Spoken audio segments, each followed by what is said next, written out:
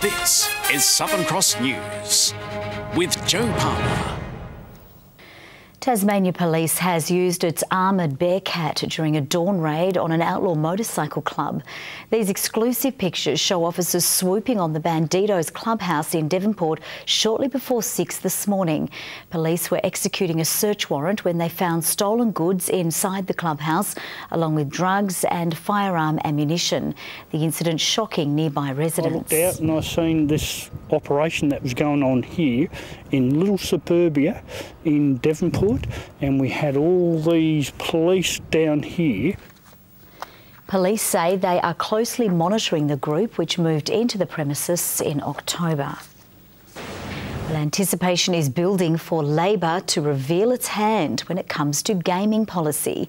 The Anti-Pokies Alliance has gained another supporter, with the Country Women's Association joining the fight to remove machines from communities. At CWA's Tasmanian headquarters, a quilt from 1996 hangs on the wall.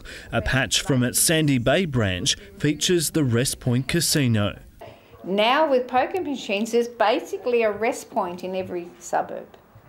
The CWA today announcing it's joining the anti-pokies lobby, pushing for pokies to be taken out of Tasmania's pubs and clubs. The Country Women's Association, we're not frightened to go up against the big guys because they're only big until the community shouts them down. And we're now about 60 organisations, from community sector organisations, peak bodies, unions, and the CWA adds to that significantly. In the debate on Tasmania's gaming sector, all eyes are on Labor, which is soon to reveal its policy. It's good that all sorts of community groups want to have their say, and the fact that we've now got a view from the CWA but not a view from the Labor Party shows that they're the only team in town that doesn't stand up for what they believe in. I think it's very good that Labor are really taking their time to really hear what the community want to say. We know from our own polling that over 80% of the community want to see poker machines removed from pubs and clubs. Some pubs and clubs have said they need the revenue stream from pokies to keep their businesses running and employ Tasmanians. But the CWA says venues can be a community hub without pokies. Your pub is the centre. It's got the 8-ball club, it's got the darts club, the Rotary club meet there. They are often community hubs. The Hospitality Association says it will comment on the issue after Labor's policy is released. Michael Breen, Southern Cross News. A major highway in the state's north could soon receive a $12 million makeover. The Liberals promising to improve the West Tamar Highway within 4 years if it's re-elected in March.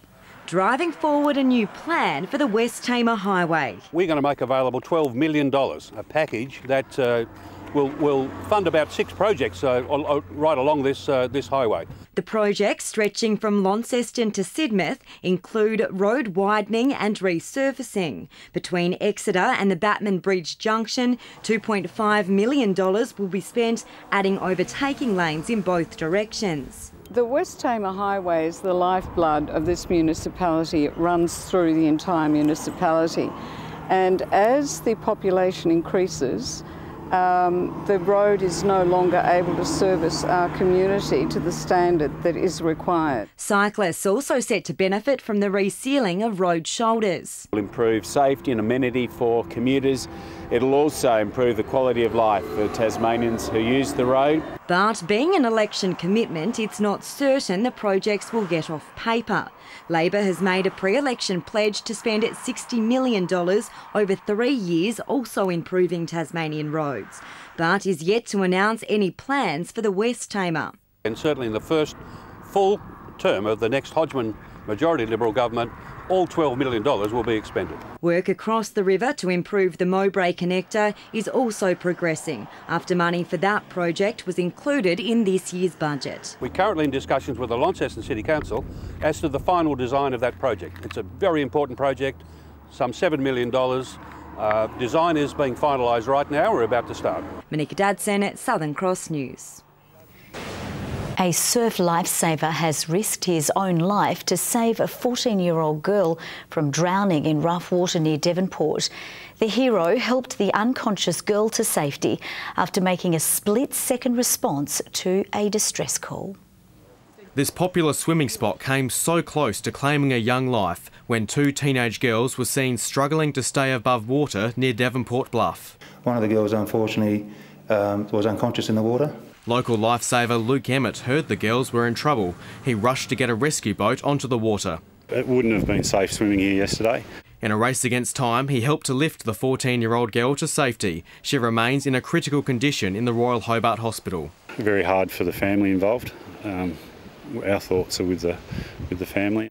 The frightening encounter an eye-opener for a young lifesaver who helped Emmett during the rescue. Instinct just kicked in and I was a bit more cool-headed and I guess just knew that a job needed to be done. Over school holidays and Christmas, surf lifesavers say they're ready to rescue at any moment. Their message to swimmers is to know your limits. People need to ring the emergency services first and foremost before they jump in any sort of situation. Police are praising the bravery of those who helped in this dangerous situation. Very courageous. You know, we've got nothing but, we want to applaud them for what they did and nothing but praise for their actions. Tom Johnson, Southern Cross News. The alleged victim of a prolonged assault has given evidence at a Supreme Court trial. Lutana man Troy Francis Doreen suffered severe chest and facial injuries, which prosecutors say was at the hands of his friend, John Anthony Curtis. But the alleged victim today went back on earlier statements, denying any recollection of the accused being involved. Troy Francis Doreen fronted the Supreme Court to give evidence against the man prosecutors claim viciously bashed him. It's alleged he was the victim of a prolonged assault at his Risdon Road home in November last year. The court heard he was hit over 100 times, had his eyes forcefully gouged out with a hot towel, dragged by his hair and hit with a pole. His friend and housemate, then 28-year-old John Anthony Curtis, was arrested and charged with 5 counts of assault over the incident. But in court today, the alleged victim continuously claimed he had no recollection of a violent incident involving Mr Curtis, and at one point gesturing to him and saying, "Me and John are friends." But the court heard Mr Doreen had previously given a detailed statement to police in hospital, saying Mr Curtis started assaulting him after injecting ice and was convinced he'd stolen his wallet. It said, "I seriously thought he was going to kill me." But he maintained his memory loss, saying numerous times he can't answer questions about a time he can't remember. When questioned by defence, Mr Doreen was able to recall a different series of events, saying his drug dealer had assaulted him. The Crown then claiming he was too frightened to tell the truth in front of his alleged attacker. The court today hearing details of the crime scene from Tasmania police officers. Evidence collected from throughout the Lutana property included blood and hair samples and a long silver pole used during the alleged incident. The trial continues tomorrow. Louise Hedger, Southern Cross News. Tasmanian motorbike company Braaap is facing 9 Commonwealth charges relating to motor vehicle standards. The business's director, Brad Smith, and its general manager, Toby Wilkin, appeared in the Launceston Magistrates Court this morning. The company has been charged with 6 counts relating to the fitting of identification plates on motorcycles and 3 of importing vehicles requiring modification. Braaap didn't enter any pleas today. Mr Smith and Mr Wilkin are also facing personal fraud and dealing in the proceeds of crime charges relating to the alleged rebirthing of 85 motorbikes in New South Wales. Braaap Wholesale will next appear in the Launceston Magistrates Court on February 13. Research by national tourism authorities shows international visitors are flocking to Tasmania. The number of overseas visitors has grown by 16% in the last year to a total of 267,000 people. The number of backpackers has grown by almost 20%. More than half of the international visitors ventured out of Hobart. The average spend was more than $1,800 per trip. Tasmania's main education advocacy group for parents and students has joined the push for more teachers to be employed in classrooms. The Tasmanian Association of State School Organisations today slamming the government for dismissing a recent report into staff numbers as fake news. The association says staff are under pressure and it's not comfortable with the number of out-of-school positions that exist within the Education Department. Well, we've obviously thought that it was important to rebuild the number of teachers in our schools. That's why there are 107 more now, and there are staff supporting those teachers. There are more school nurses, which were cut under the former government. The association also concerned over the cost of having external organisations run programs in schools. Work is beginning on a new Tasmanian landmark. Politicians inspected the early groundwork at the Hobart Cenotaph. A pedestrian bridge will span across the Tasman Highway linking to the Soldiers Memorial Avenue on the Queen's Domain. The project made possible by the Federal Anzac Centenary Fund. Going way back when there was a railway, when there was the floating bridge, and also when they cut through the Tasman Highway, they disconnected a very important part of our city, which is the Queen's Domain, from the Cenotaph. But the bridge is still missing a name. The public's pick, Legacy Link, has been criticised by other veteran support groups. The decision is being reviewed. Commercial flights between Hobart and Devonport are being explored under a plan to increase air traffic in the northwest. Expanded freight services and training programs for junior pilots are also being considered under Devonport Airport's new master plan. Commercial flights between Hobart and the northwest have come and gone over the past 50 years, but discussions are underway once again to entice an airline for the service.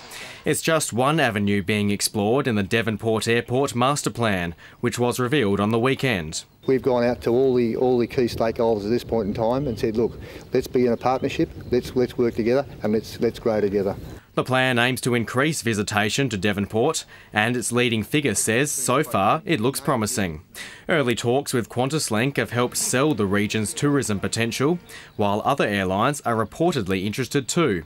Mr Race says more than half of the airport's passengers going from Devonport to Melbourne catch connecting flights to another destination. Feedback to date is they want to fly to Devonport, they want to go to more destinations, and they don't want to drive to other airports. Along with boosting visitor numbers, the airport is also exploring its options with increasing freight flights and introducing more pilot training. We've got an unused runway, we've got an unused terminal at this point in time, and we've got opportunity to use those assets when the airlines aren't flying. It's a 15-year plan, working in sync with Devonport's Living City project, which has now opened its multi-storey car park. It's about increasing the pie, and we've started that with the Living City project. We're rejuvenating our CBD, we're going to expose our wonderful food and produce. The airport will be holding an open day in late January as part of its community consultation over the plan. Tom Johnson, Southern Cross News. It's become a well-loved Tasmanian tradition, and it was that time of year again today with the Choir of High Hopes performing its annual Christmas Carols concert in Hobart's Elizabeth Mall.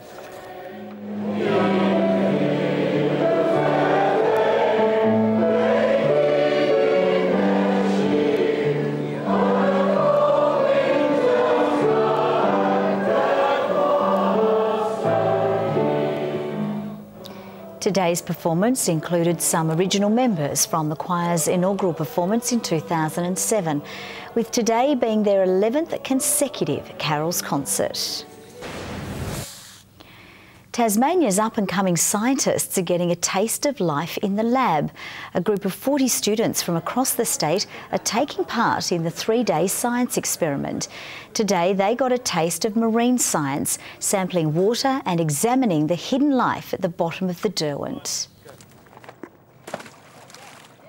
These are all grade 9-10 students, so they're doing a few different sciences at school, but there are so many different sciences when you get to university, so they're getting a bit of a taster of lots of different things. They're also experiencing other disciplines like geology, chemistry, astronomy and medical science. An inquiry examining the current and future demands for acute health services across Tasmania has been held today. The Legislative Council inquiry looked into adequate funding and the level of resourcing at state hospitals. The Australian Medical Association's Dr Stuart Day addressed the inquiry along with the Health Minister Michael Ferguson. This comes after general practitioners called for an independent review into all aspects of healthcare in Tasmania in November. Now let's take a look at business and finance with thanks to Tasplan, your local super fund. The share market has closed higher, buoyed by strength in the heavyweight energy and mining sectors. The ASX 200 index has risen by 14.9 points. A short time ago, the Australian dollar was trading at 75.33 US cents and 63.97 euro cents. Tasmania's run in the Under-19 National Cricket Championships has come to a disappointing end in Newtown today. Bowled out for just 111 runs in their quarterfinals clash with New South Wales Metro. The hosts won the toss but elected to bowl first, with the visitors going on to post 7 for 251 before Tasmania fell 140 runs short in the 32nd over. The state's best footballers will have one less game to look forward to as of next year, with representative football scrapped from the calendar. The TSL season will also start earlier than previous years, with the final series brought forward in the hopes of attracting bigger crowds and avoiding clashes with the AFL fixture. With the VFL and NEAFL opting out of representative football in 2018 and the Samfel and Waffle already committed to playing each other, it leaves Tasmania sidelined. A bit disappointed about the state game going. Unfortunately, the economics and finances of state footy, it's quite a significant investment. AFL Tasmania says it's exploring other options for 2019, which could potentially see a North versus South game take flight.